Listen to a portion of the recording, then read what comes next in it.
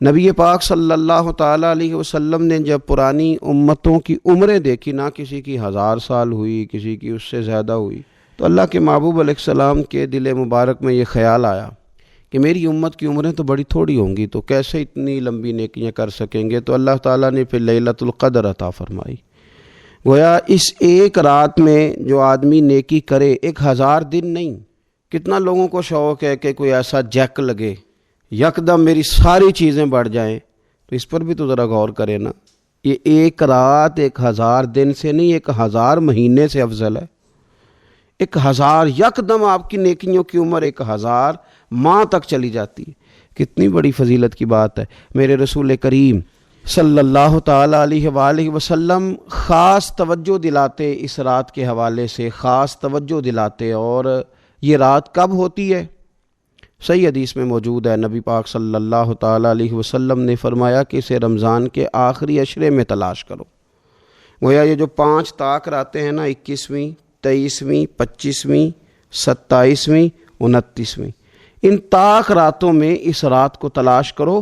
اس رات اللہ کے فرشتے نازل ہوتے ہیں، آسمان دنیا پر، زمین پر فرشتے اترتے ہیں۔ حضرت جبریل امین علیہ السلام انہیں لے کر کے آتے ہیں، اور فرشتے کیا کرتے ہیں کہ جو بندہ اس رات اللہ کی یاد میں موجود ہو، جو بندہ اللہ تبارک و تعالیٰ کے ذکر میں موجود ہو، جو بندہ اس دن اللہ تبارک و تعالیٰ کی بارگاہ میں کسی بھی طور پر حاضر ہو، فرشتے اس کے لیے دعائے مغفرت بھی کرتے ہیں اور رب کی بارگاہ میں التجائے رحمت بھی کرتے ہیں۔ اور ایک روایت میں ہمیں یوں بھی ملتا ہے کہ فرشتے اسے مصافحہ بھی کرتے ہیں، ہاتھ بھی ملاتے ہیں۔ دیکھیے نا کتنی سعادت مندی ہے کہ انسان عبادت کر رہا ہو اور فرشتے اس کی زیارت کو آئیں۔ ہمارے صوفیاء فرماتے ہیں تو پکا پروگرام بنا لے عبادت کا، فرشتے کئی بار تیری زیارت کو آیا کریں گے۔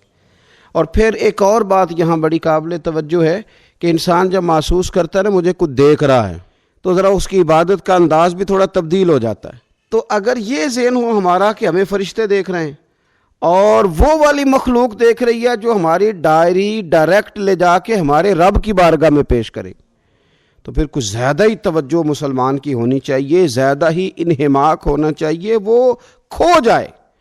ٹھیک ہے ہم کمزور بھی ہیں، ہمارے اندر کچھ پریشانیاں بھی ہیں، ہماری بیماریاں بھی ہیں، ہم لاغر بھی ہیں، ضعف بھی آ جاتا ہے، تھکاوٹ بھی ہمیں آ لیتی ہے، لیکن لمبی تو بات ہی کوئی نہیں، 5 تو طاق راتیں۔